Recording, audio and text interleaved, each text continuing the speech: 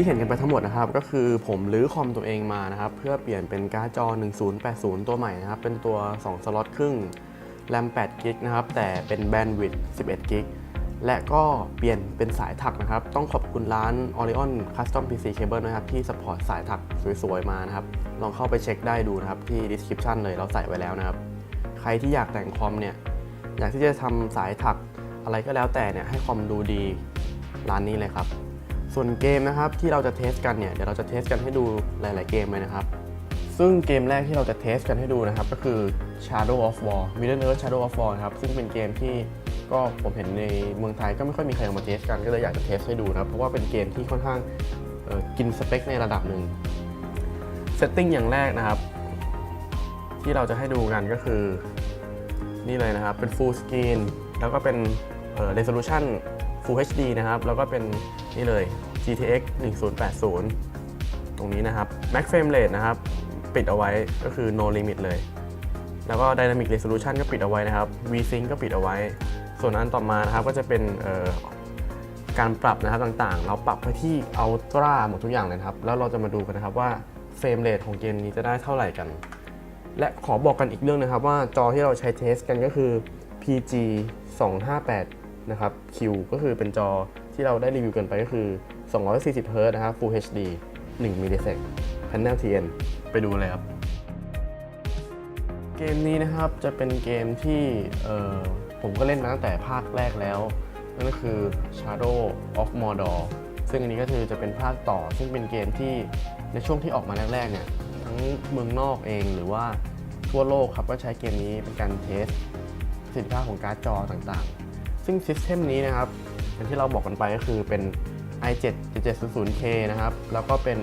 1080 นะครับเป็นตัวใหม่ก็คือตัว 2.5 สล็อตนะครับเป็นแบนด์วิดต์11 กิกแรม8 กิกนะครับแล้วก็จะเป็นตัวนี้ก็คือแรม32 Corsair Vengeance RGB Bus 3000 นะครับ 4L15 ก็เดี๋ยวไปดูกันนะครับว่า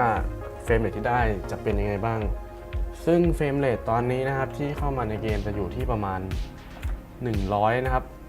90 ถึง 100อันนี้คือ Ultra นะครับ Full HD เดี๋ยวเราจะลองฟันกันนะครับว่าเฟรมเรทจะตกไหมตกมาที่70แล้วครับตอนนี้77ถามว่าจอตัวนี้อัตรา refresh rate อยู่ที่240 Hz โอเคครับเข้าใจว่าอาจจะทำเฟรมเรทเนี่ยไม่ถึง240แต่เนี่ยครับเวลาเราหันซ้ายหันขวาเนี่ยรู้สึกถึงความลื่นของจอมากกว่า144นะผมว่าคือผมลองมาทั้ง144แล้วก็ลองมาทั้ง240ก็เลยมาจบที่ตัวนี้ครับเพราะว่ามันใช้ได้ระยะยาวมากกว่าพูดง่ายๆครับว่าเกมนี้เนี่ยเฟรมเรทจะอยู่ที่70 ถึง 100ยังไม่เกิน110นะครับประมาณนี้เลยสำหรับ Shadow of War และเกมนี้นะครับเป็นเกมที่ใครหลายคนรอคอยนั่นก็คือ PlayerUnknown's Battlegrounds ครับหรือว่าเรียกสั้นๆว่า PUBG ซึ่งเราจะให้ดูกันถึงคอนฟิกหรือว่าการตั้งค่าก่อนนะครับว่าเฟรมเรทจะปั่นได้เท่าไหร่เรามาเริ่มกันที่ Very Low ก่อนเลยนะครับ Full Screen นะครับที่ตั้งค่าไว้แล้วก็เป็น Resolution ในของ Full HD เหมือนเดิมตรงนี้นะครับและข้างล่างสุดเลยนะครับ Screen Scale ตรงนี้เป็น100และทุกอย่าง Quality เป็น Very Low นะครับและเรามาดูกันครับว่าจะได้เฟรมเรทเท่าไหร่แต่ผมจะบอกนะครับว่าเกมนี้เนี่ยต้องเข้าใจกันด้วยนิดนึงนะครับว่ามันยังเป็นเกมที่ยังไม่สมบูรณ์เท่าไหร่ยังเป็นเกมอยู่ในช่วงพัฒนาหรือว่าเรียกง่ายว่า Early Access เพราะฉะนั้นการวัดประสิทธิภาพของการ์ดจอหรือว่าการวัดประสิทธิภาพของสเปคเครื่องเราเนี่ยมันอาจจะยังไม่ค่อนข้างเต็มร้อยเพราะว่าอย่างแรกเลยนะครับแพทไม่สมบูรณ์อย่างที่2การทำงานบางอย่างเนี่ยอาจจะไม่เต็มที่ซึ่งตรงนี้นะครับมันจะวัดกันที่แพท 1.0 ที่จะเข้ามาภายในเดือนนี้เนี่ยเราอาจจะเห็นข้อแตกต่างนะครับว่าเป็นยังไงอะไรยังไงผมคิดว่าแพทใหม่มาเนี่ยอาจจะทำให้เกมเนี่ยลื่นขึ้นกินสเปคน้อยลงนะครับสำหรับคนที่ไม่ได้ใช้สเปคนี้แต่เป็นi5 i3 1060 1070 1070 Ti หรือว่าจะเป็น RX 480 580ผมคิดว่าถ้าเล่นในระดับ Full HD เนี่ยน่าจะเวิร์กขึ้นนะครับแล้วก็ได้เฟรมเรทที่เยอะขึ้นและลื่นมากขึ้นเข้ามาในหน้าล็อบบี้นะครับ หน้ารอคนเฟรมเรทอยู่ที่140นะครับ143แต่จะบอกว่าอย่าไปเอาอะไรมากเลยครับกับหน้านี้เพราะว่ามันเป็นหน้าที่ยังไม่ได้เล่นจริงตอนนี้ก็รอคนเข้านะครับ71คนแล้วเกมนี้เป็นเกมที่ค่อนข้างได้ความนิยมมากเลยนะครับใครเนี่ยเข้าไปหาร้านคอมซื้อคอมเนี่ยทุกคนก็จะถามว่าพี่ครับมีงบ 30,000 เล่น PUBG ได้ไหมพี่ครับมีงบเท่านี้เล่น PUBG ได้ไหมเล่น PUBG ได้ไหมซึ่งถามว่าจริงๆแล้วเนี่ยผมจะบอกว่าการจัดสเปคเล่น PUBG เนี่ยผมว่ามันขึ้นอยู่กับงบประมาณแล้วด้วยครับแต่ถามว่าถ้าปรับ Very Low เนี่ย i3 ยังเล่นได้เลยนะครับไม่ว่าจะเป็น Gen 7 Gen 8 การ์ดจอ 1050 ก็เล่นได้นะครับแต่ขอเป็นแรม8 GB ขึ้นไปและผมจะแนะนำอีกอย่างหนึ่งนะครับว่าควรจะใส่เกมนี้ไว้ใน SSD เป็นการช่วยอย่างหนึ่งเรื่องบ้านดินน้ำมันนะครับอันนี้แนะนำกันเลยเพราะว่าเกมนี้ผมก็ใส่ใน SSD ที่เป็นของ Corsair LE Force 200 LE 200 Corsair Force LE 200 ใช่ครับก็คือมันก็ทำให้การโหลดเข้าเกมการโหลดบ้านต่างๆหรือว่าการโหลดองค์ประกอบหลายๆอย่างเนี่ยก็ไม่มีปัญหาไม่มีดินน้ำมันนะครับ10 วินะครับรอหน่อยนิดนึง ผมว่าเกมนี้เนี่ยเป็นเกมที่ค่อนข้างใน engine ของเกมเนี่ยก็สนุกนะครับทำให้คนได้รู้สึกว่าเวลาเราวิ่งเราทำอะไรเนี่ยมันทำให้รู้สึกว่าเกมมันสนุกมันดูแบบว่ามันดูไม่เหมือนH1 อะไรอย่างเงี้ยครับมันดูไม่การ์ตูนหรือว่ามันดูแบบมันดูสมจริงทุกอย่าง เครื่องบินมานะครับตอนนี้เครื่องบินมาเนี่ยเฟรมเรทอยู่ที่121นะครับปรับ Very Low นะครับทุกอย่างปิดหมดเลย Very Low คืออะไรได้ก็ Very Low ให้หมดครับเดี๋ยวผมจะลงนี้ดูนะครับจะให้ดูกันว่าเมื่อถึงพื้นเฟรมเรทที่ได้มาจะเป็นยังไงในสเปคนี้นะครับย้ำทันอีกทีนะครับ i7 7700K แรม32 g b วัตต์ 3,000 แล้วก็เป็นการ์ดจอ 1080 ตัวใหม่ 2 สล็อตครึ่งนะครับหาซื้อได้แล้วนะครับที่ร้านขายชั้นนำทั่วประเทศนะครับตัวนี้ซึ่งราคาเนี่ยผมที่ทราบมาก็อยู่ที่ประมาณ2กลางๆถึงปลายๆสำหรับคนที่งบไม่ถึงนะครับอยากได้การ์ดจอประมาณไม่เกิน 20,000 ก็แนะนำเป็น 1070 Ti เลย ถึงพื้นแล้วนะครับถึงพื้นเฟรมเรทอยู่ที่90นะครับซึ่งถามว่าใช้กับจอ PG ที่เราใช้อยู่เนี่ย258 refresh rate อยู่ที่240ถามว่าความต่างอยู่ที่ตรงไหนอย่างแรกเลยนะครับ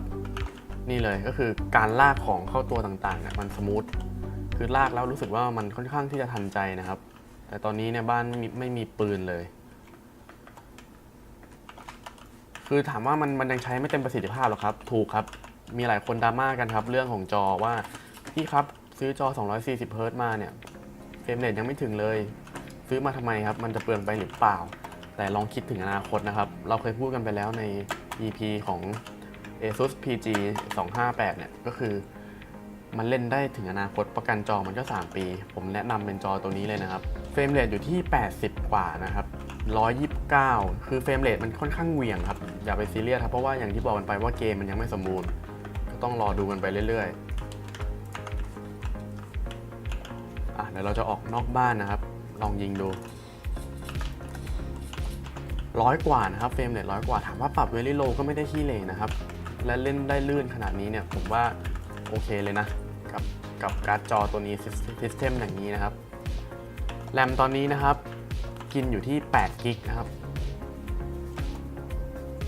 8 กิกกว่านะครับอันนี้อาจจะเป็นเพราะว่าซิสเต็มผมด้วยแต่ตอนนี้ก็เปิดไว้แต่เกมอย่างเดียวนะครับไม่ได้เปิดอะไรเลยคือผมเนี่ยเวลาเล่นเกมเนี่ยจะปิดทุกอย่างลงนะครับเพื่อให้มันกินสเปคเราน้อยที่สุดพวกคือ Google ตกใจนึกว่า นึกว่าคนพวก Google Chrome อะไรพวกนี้นะครับมันทำให้การกินแรมเนี่ยเยอะขึ้นนะครับผมก็เลยปิดไปให้หมดอยากได้ประสิทธิภาพที่มันค่อนข้างโอเคด้วยนี่นะครับก็คือผมจะสรุปให้ดูถึงภาพรวมเลยว่าเนี่ยวิ่งออกมานะครับตรงยัสนาย่าข้างหน้าเลยนะครับคือเฟรมเรทโดยเฉลี่ยรวมแล้วเนี่ย90 ถึง 120 ได้นะครับในซิสเต็มนี้ปรับ Very Low นะครับส่วนต่อมานะครับเราจะมาปรับกันให้ดูถึงsetting ของ Ultra นะครับก็คือปรับสุดทุกอย่าง แต่สกรีนสเกลยังเป็น100เหมือนเดิมนะครับมาดูกันนะครับต่อจากเมื่อกี้เลยผมปรับในเกมเลยภาพสวยขึ้นนะครับเท็กเจอร์ทุกอย่างดีขึ้นและเฟรมเรทตอนนี้อยู่ที่80 90 100ต่ำจากเมื่อกี้นะครับประมาณ20กว่า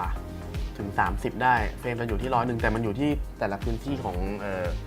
องตัวเกมด้วยครับของแมปว่าอยู่ที่ตรงไหนเดี๋ยวผมจะลองพากระเบิดดูว่าเฟรมจะตกไหมเลสโซนมาพอดีนะครับเดี๋ยวรอชมไม่ตกนะครับเฟรมอยู่ที่100ตลอดเลยนะครับเฉลี่ยแล้ว102 99 107คือถามว่ามันก็ลื่นแล้วนะครับสำหรับ100เนี่ยผมถือว่ามันลื่นแล้วแหละจริงๆไม่ต้องไปคิดอะไรมากครับคือถ้าเกมที่เกิน80ขึ้นไปสำหรับผมที่เป็นแนว FPS เนี่ยผมคิดว่าลื่นพอแล้วลองยิงดูครับ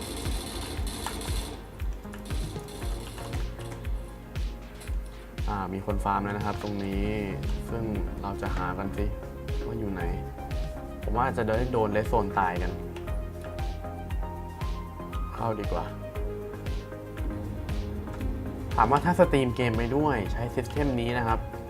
สตรีมเกมไปด้วยใช้ซิสเต็มนี้เนี่ยก็ผมคิดว่าเฟรมก็อาจจะดรอปลงมาหน่อยสัก10 ถึง 20เฟรมได้แต่จะไปกินในเรื่องของ CPU มากกว่าอันนี้นะครับ เลสโซนทำให้เฟรมตกนะครับ70นะครับ79 78 66 62นะครับตอนนี้เมื่อกี้ที่เห็นมามี55หลุดมาด้วยนะครับ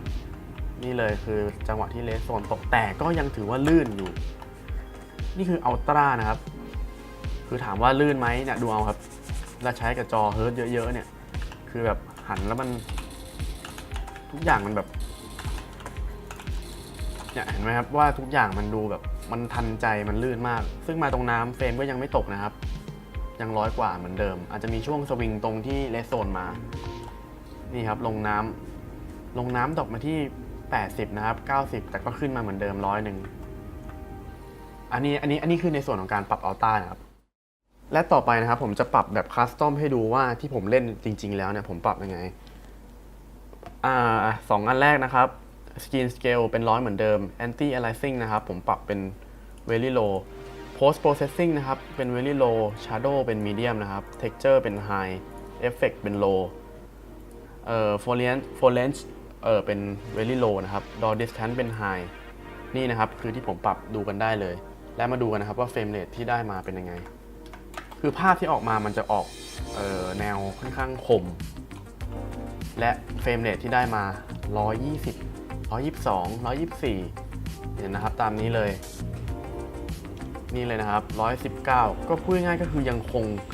ที่เท่ากับ100ซึ่งเอาง่ายๆว่าการปรับคัสตอมของผมเนี่ยได้ภาพที่สวยกว่าปรับ Very Low แต่เฟรมเรทเนี่ยอยู่ประมาณ Very Low เลยนี่นะครับ104 95มีลงมาบ้างแต่ถามว่าลื่นไหม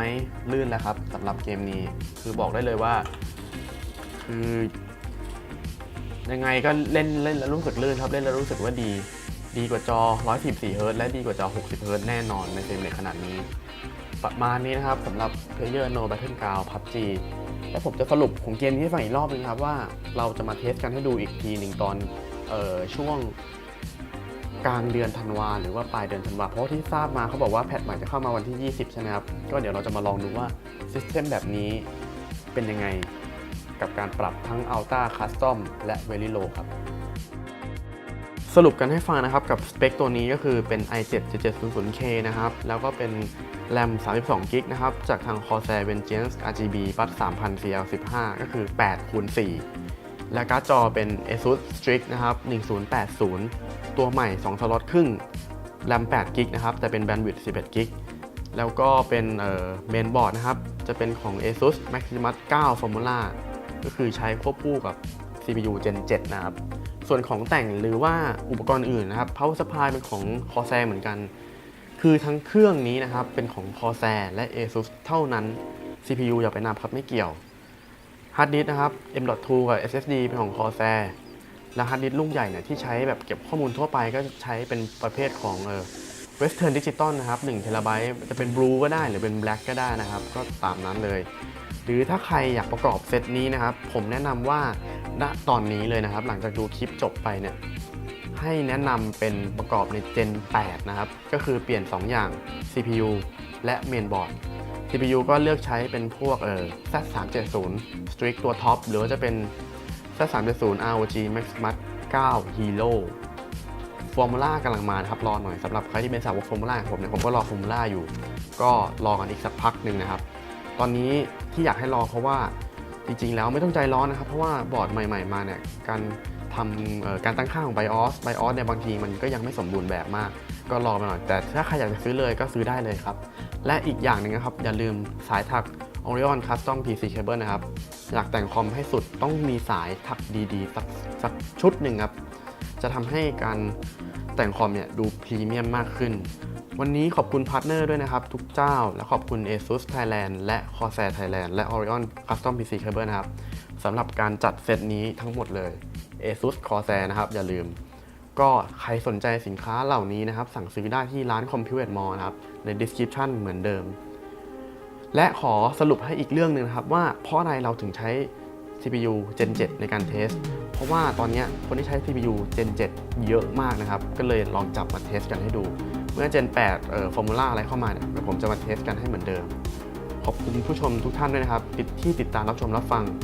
แล้ว EP หน้าจะเป็นอะไรติดตามชมได้ที่ Tech Mood วันนี้ขอตัวลาไปก่อนสวัสดีครับ